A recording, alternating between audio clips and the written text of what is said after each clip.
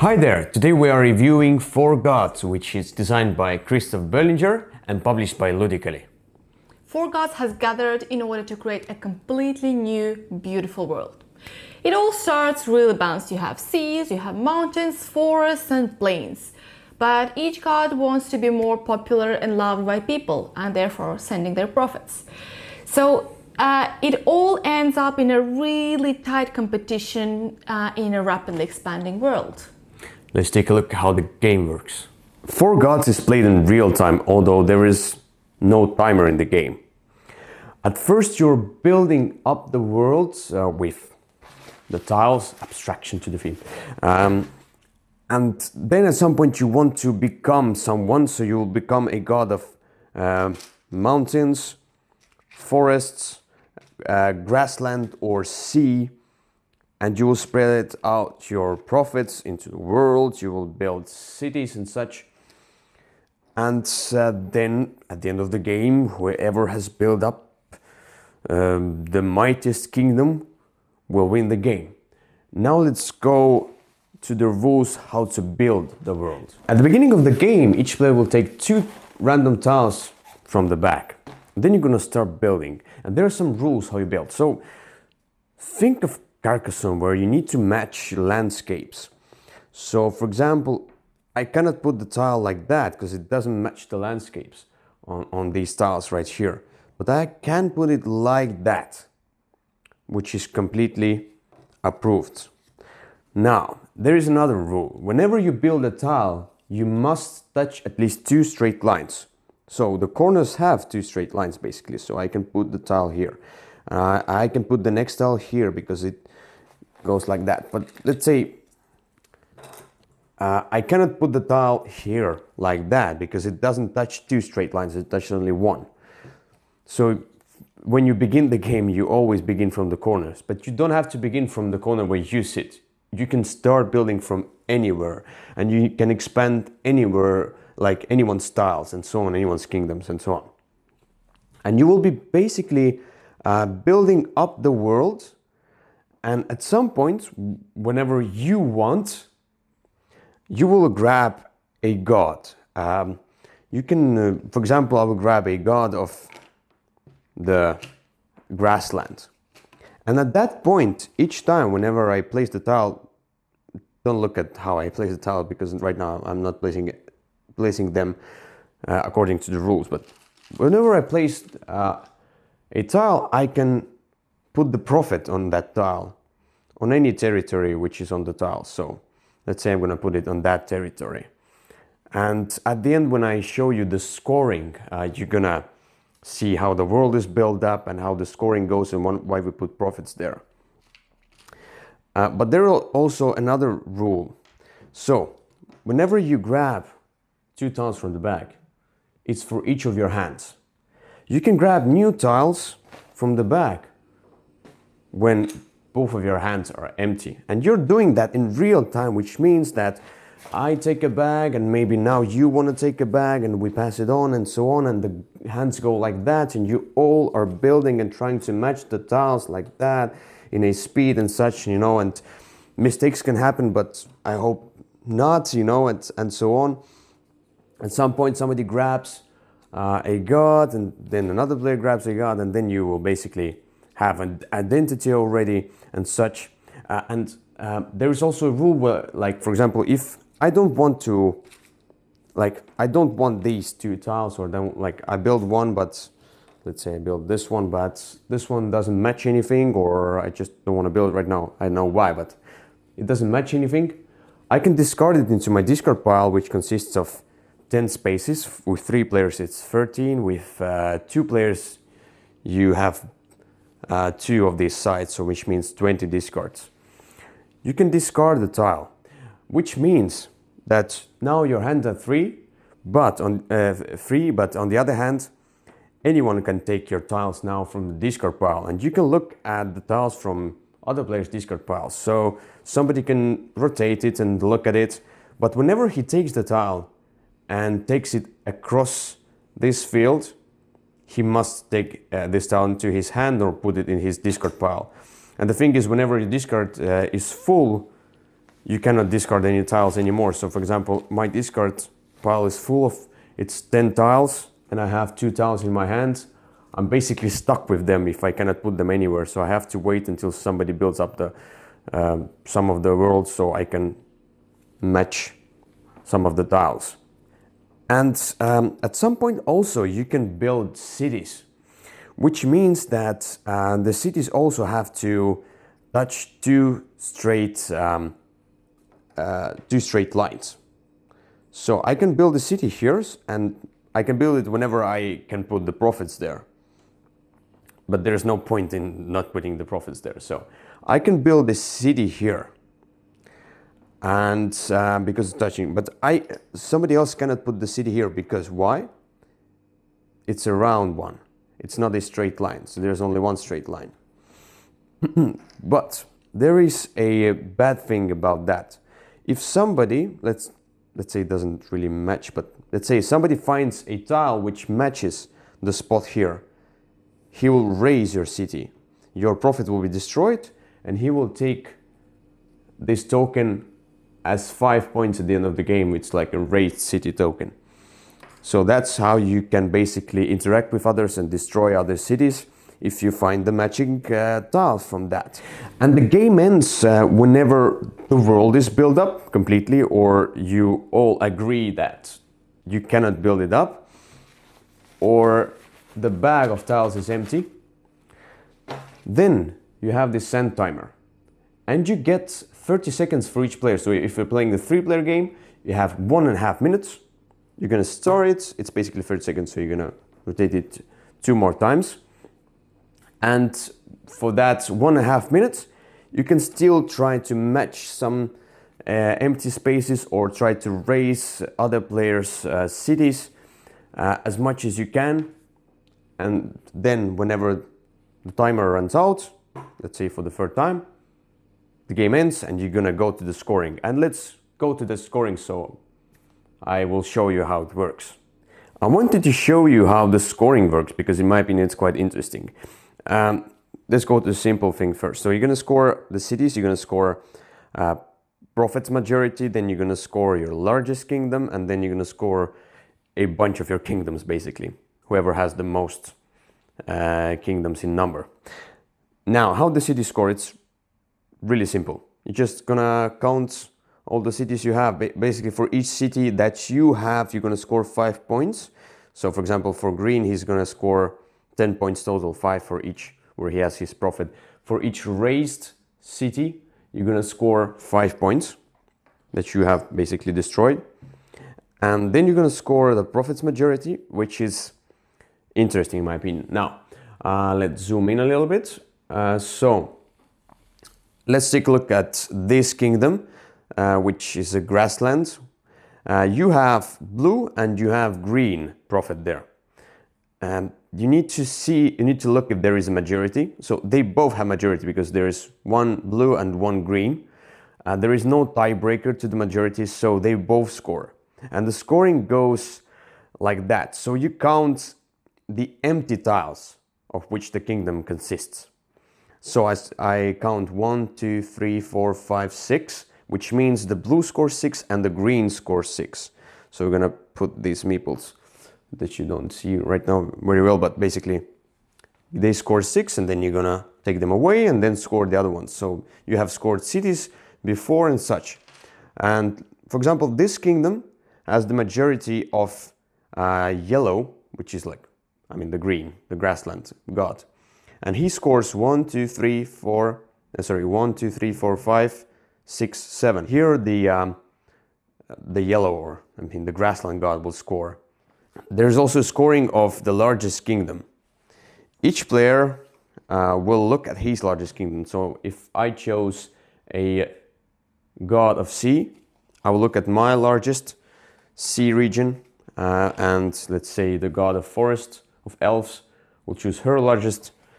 We're gonna count of how many tiles it consists, doesn't matter, because the profits will be gone by that time, because you scored the profits before. You count the largest, for example, the forest god has 20 tiles, like kingdom consisting of 20 tiles. The grassland god has 18, which means the forest god will get, let me zoom out for a moment, forest god will get 15 points, and the grassland will get 10, and then the third place will take 5 points, being on who had the third largest. And the last thing you're going to score is a majority in the number of kingdoms. Kingdom consists of at least 2 tiles, and that's basically it. And whoever has the most points is the winner of the game. First of all, of course, artwork and components. This game is illustrated by Ismail, and cover you can see in any direction. It's really beautiful. Yeah. It has lots of the details as has Archipelago, so this is what we actually enjoy quite a lot. There is one good thing as well. So as you have to choose and grab the god quickly, then they made small boxes, like they come together with the game where all your profits inside. So it's neat small detail that is really practical. Yeah, and you can take the profits from the pack boxes and put them on the map while they're building up. That's the point.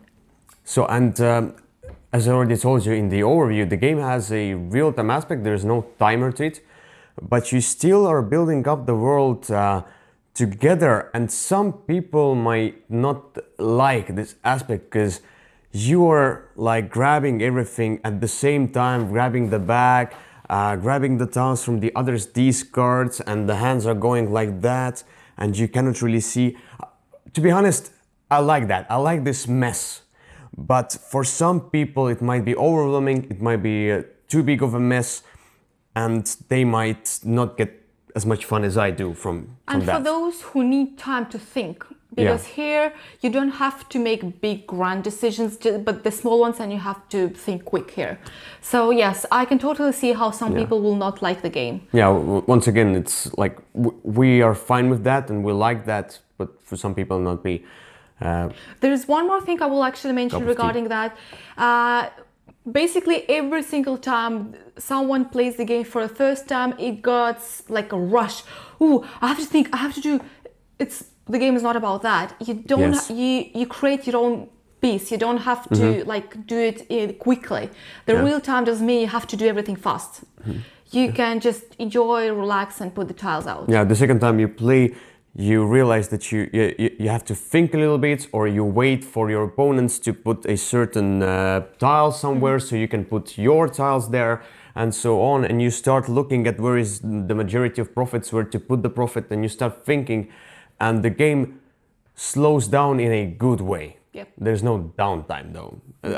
For example, the real-time aspect doesn't add any downtime, which is really cool in my opinion. Yep. You don't have to wait for others to fit the tile so that your turn would come. You just do it all at the same time, simultaneously. Yeah. There is one negative aspect to the game, is that people who are naturally good in like a jigsaw puzzles are better in this one. They have a small advantage because they see from the distance already if a tile is going to fit or not. But it's not that major. It's not as major as I thought it would be, because you don't just put the tiles you need. You end up helping other people. So because of, for example, you are naturally good at it, I might help Ilja, or something like that, or the opposite way. So it's not all about like time of finding and putting down the tiles. Yeah, especially like I'm not good at that kind of puzzles. Alina is very good at that, but I get very much fun because I'm just doing my own mini game, my own puzzle as well, although I'm interacting with the others, and I just like to train to I like to get better at this game, to see these puzzles better, which is for me at least a really cool advantage for the game, positive side of the game, but it's a negative side for some others. Yeah, and putting the pieces together and creating a world is really addictive. You just yes. This is something you want to come back and do over and over and over because it's just so much fun. Yeah, well, while we were preparing this final thought and such, and we're thinking about what we should say about the game. I was building up. I was keeping building up the map because it's just cool. I know I just like building things. So if you like building up, then even if you're not good at puzzles, just try this game because it might be good. And for the first time, it might be difficult. For the later times, you don't have to win all the time. Okay. Whatever. But So yeah. this game has a really neat scoring, which is as well like a good thing for those who are naturally bad at puzzles, because you have to check the board and you have to put the profits smartly, because you don't just score the terrain type you have. Yeah. You score that, but you score the profits majority as well. Yeah, which means like, and you score also you score the cities and such, which means that even though if you haven't put many of the tiles and you haven't fit many of the tiles, if you get at least your profits out there at the right spot, you can still get a lot of points for that. You know, you don't have to. Somebody can build for you. You know, and the kingdoms kingdoms built up naturally, in my opinion, because. In a few first games at least, in our games so far that we have played quite a few games, I have never looked if it's the good tile to put down, because maybe I will expand your majority in your kingdom, whatever. I'm you know, looking that way. Oh, all right. But my brain works like, if the piece fits, if this piece fits, then I'll put it there, and I'm not really looking at. If I'm expanding your mountains kingdom that much or not. I just don't care.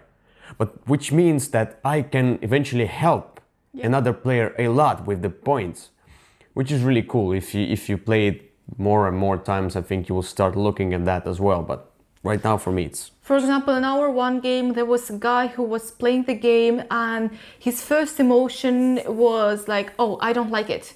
Yeah. I don't like it because I can't find the tiles. Yeah, I cannot see it. Yeah, I cannot see it. Nah, but he ended up winning. No, second place.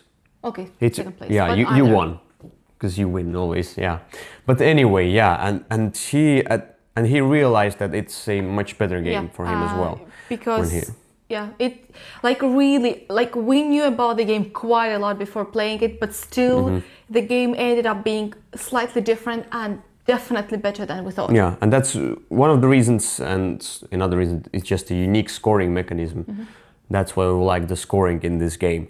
And overall, this game, although it's a carcass, when you start explaining the game, it's really hard to explain the game. I don't know why, maybe just for me, but it's really hard to explain the game, which means like you have to play it through once to understand the whole game. At least in my opinion. But on the other hand, this game feels unique. Although it's like a Carcassonne style, building up the terrain and such. But it feels unique, it feels different from what we normally play, and different from real-time games that we have played so far. And it's a rather quick game. And if you're not so good at puzzles, you play it for half an hour, try it another time. Because normally you play a midweight game, you play for maybe a 1.5 or 2 hours. You can play at least three games of Four Gods at that time. But overall, I would say this is not like your gaming evening nights game. It's more like something to start or end your game. Or something to play at least few times in a row, at least in my opinion. But it's not a filler. I would not say that it's a filler game. No, it's not a filler. Yeah, it's like a gateway plus maybe, because of the scoring and fitting and puzzling and such. So yeah, overall, I like this game quite much. I like the artwork, I like the presentation, I like the component quality here. And even though I'm really bad at puzzles, and I usually don't like puzzly games, I like it here. Don't know why. Just building up the world, it's so addictive, as Alina said. So, should we go to our final ratings? Right. Let's go. I give this game 8 dice out of 10. I give this game 8 dice out of 10.